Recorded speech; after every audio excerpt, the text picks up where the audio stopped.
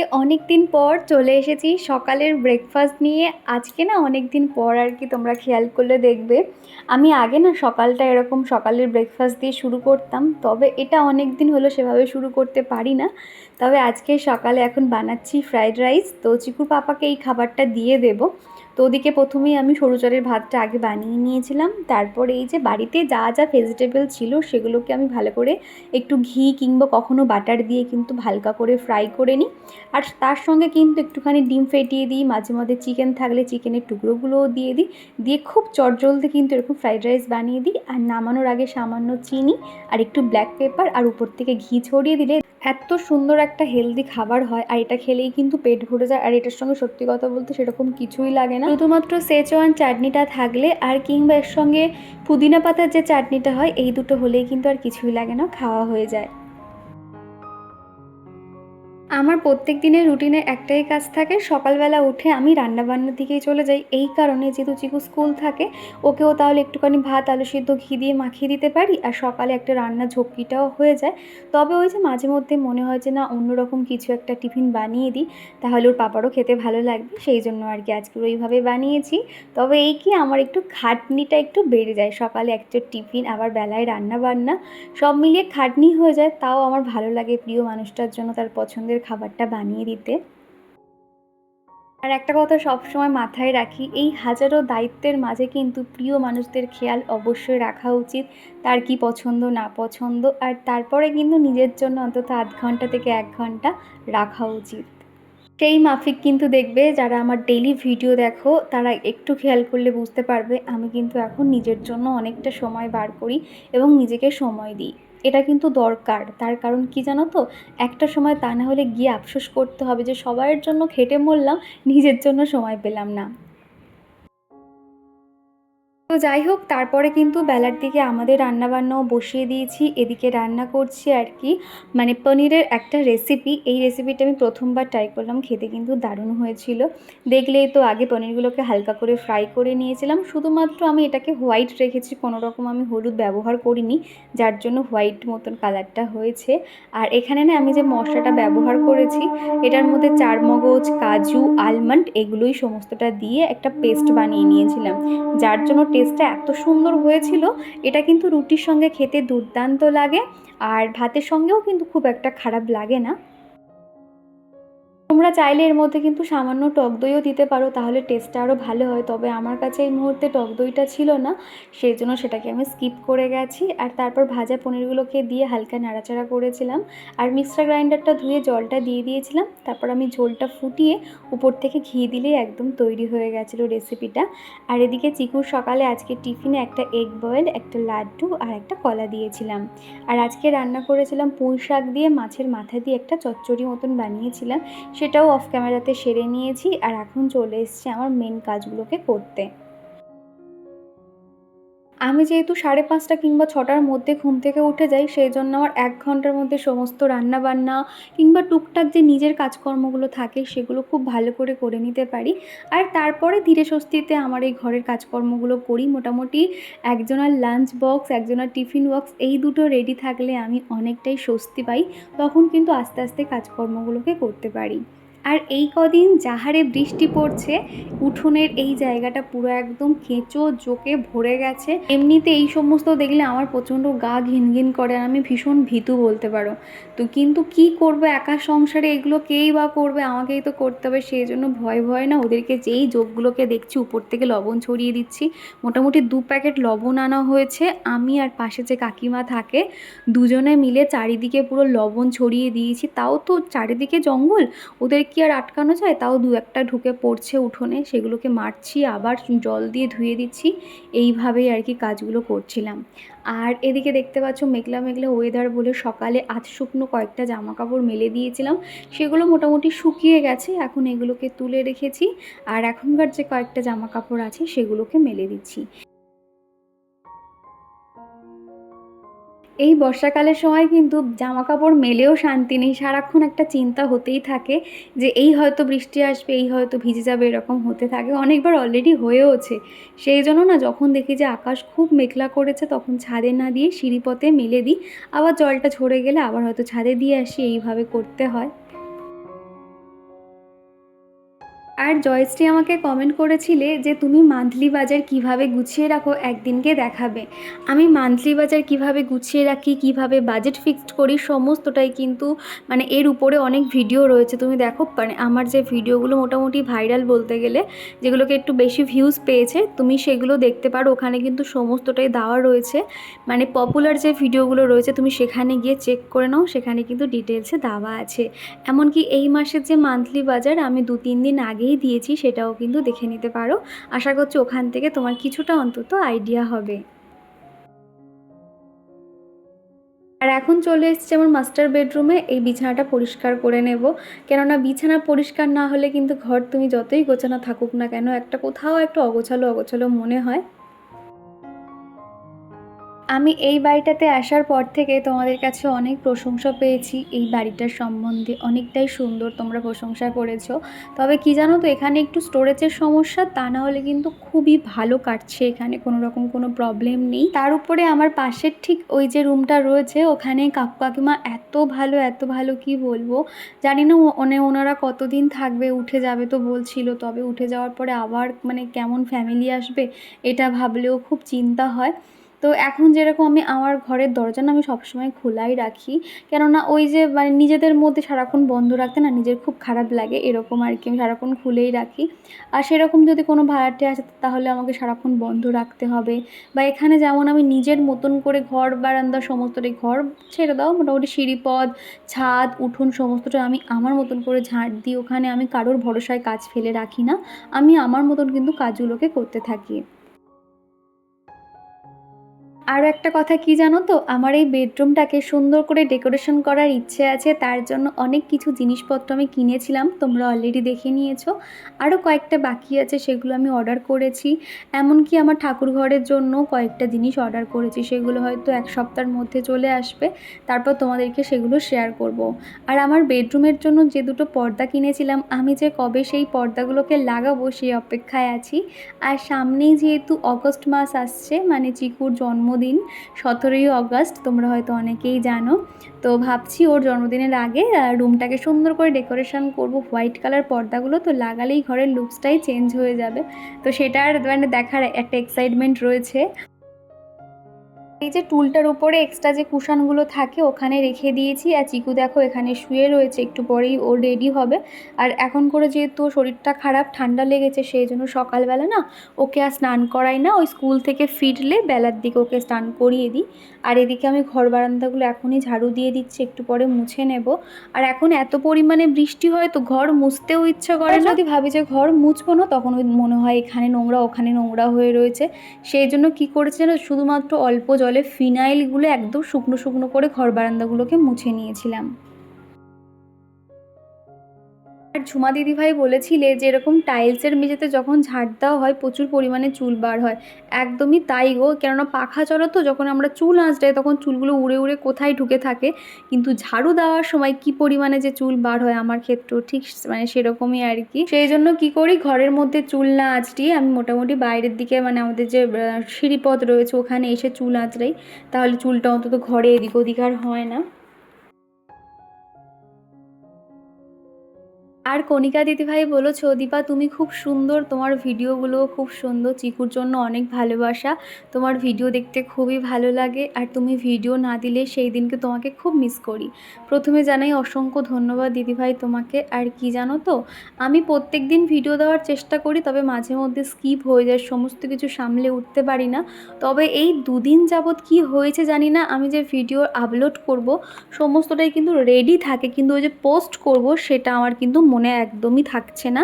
আমি কখন হয়তো দেখছি ঘড়িতে এখন 2টো বাজে, তারপর যখন খেয়াল পড়ছে অলরেডি দেখছি কি 4:30-5টা বাজে, এরকম জিনিসটা আমার সাথে হচ্ছে, আমি কেন জানি না আমি ভুলে যাচ্ছি। এই জন্য আগের দিনের ভিডিওটা তোমরা অত লেটে পেয়েছিলে, কিন্তু দেখো সমস্তটাই আপলোড করা ছিল, পোস্টের অভাবে অত দেরি হয়ে গেল।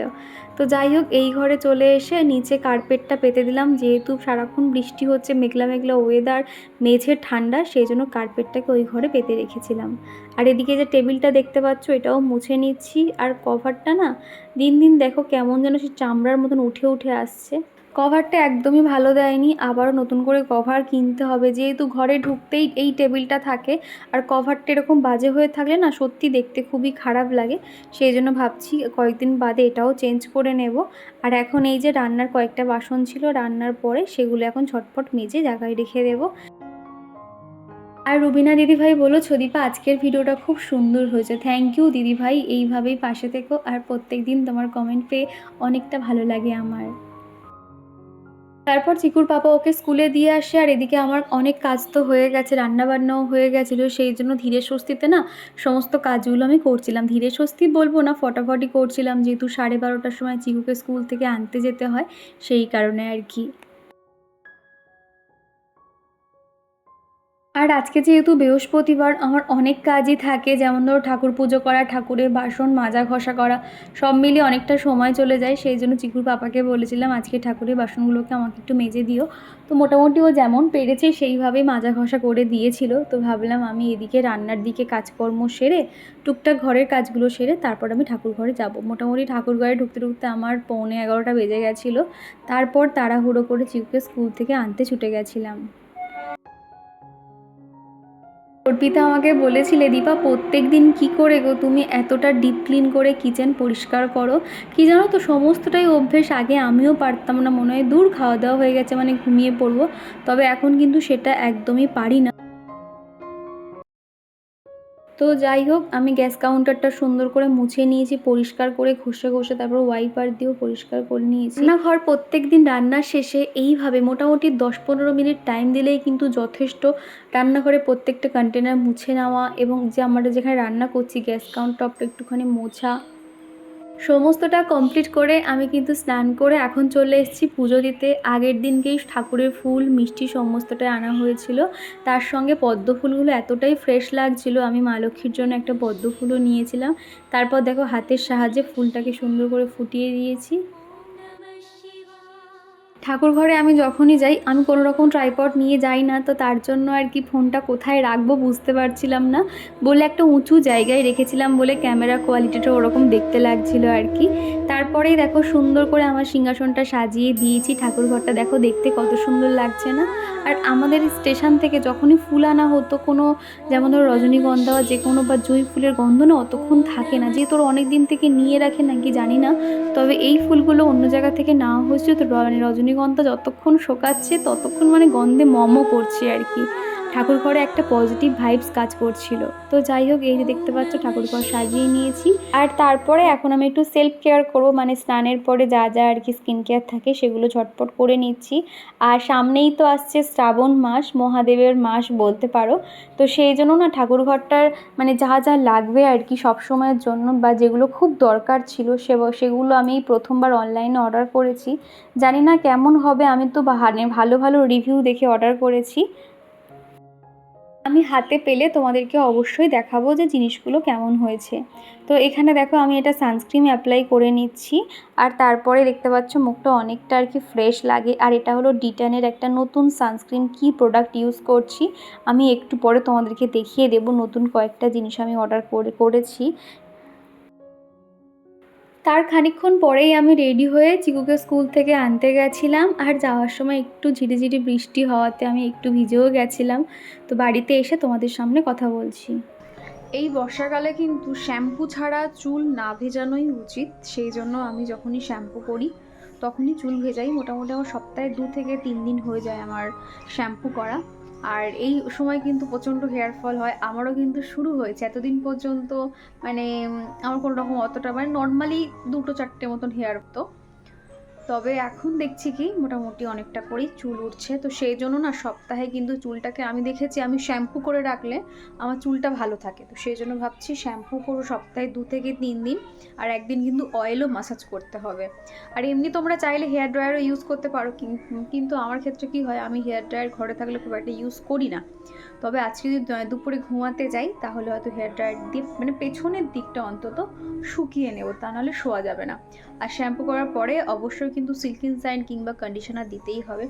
আমি আজকে কন্ডিশনার দেওয়ার টাইম পাইনি, যার জন্য আজকে আমি সিল্কিং সাইন দিয়ে দিয়েছি। তা না হলে যখন সময় থাকে তখন আমি মানে কন্ডিশনার দিয়ে দিই। সানসিল্কের ব্ল্যাক যে কন্ডিশনারটা, এত সুন্দর গন্ধটা তোমার চুলে থাকবে না, অনেক 2 থেকে 3 দিন তো গন্ধটা থাকবে, প্লাস চুলটা একদম সফট হয়ে যায়। তবে আজকে একদম টাইম নেই বলে আমি আর দিতে পারলাম না, নর্মাল আর কি সিল্কিং সাইন দিয়েছি। তো চলো আজকে দুপুরে রান্নাবান্না, এদিকে দেখতে পাচ্ছ ভাত রয়েছে, আর যেটা তরকারি করছিলাম এদিকে করেছি পনির দিয়ে এই মাখা মাখা তরকারিটা করেছি। প্রথমবার এমন ট্রাই করলাম, জানি না কেমন খেতে হবে, টেস্ট করার পরে তোমাদেরকে জানাবো। আর এদিকে মাছের মাথা দিয়ে পুঁই শাক দিয়ে চচ্চড়ি করেছি, খানিকটা চিকুর জন্য দেখে নিয়েছি, যেহেতু মাছের মাথাটা দিয়েছি তো মানে ওর জন্য সাইড করে নিয়েছি। আর আমার জন্য কাঁচা লঙ্কা, লঙ্কা খেতে খুব ভালো লাগে। তো এই আর কি দুপুরের খাবার দাবার। তো চলো খাবারটা কমপ্লিট করে নিই। হ্যালো গাইস, আইসক্রিম খেয়েছি। আইসক্রিম টানতে লেগে আছে। তোমাকে আইসক্রিম খাবে না, কোকা কোলা খাবে না, শুধু আজ রান্না খাবে, মনে থাকে? কখনো খাবে না। হ্যালো গাইস, সাথে আছি, লাইকটা করেন, সাবস্ক্রাইব ভিতরে খাবার ডাকা সন্ধ্যা লেখা আছে।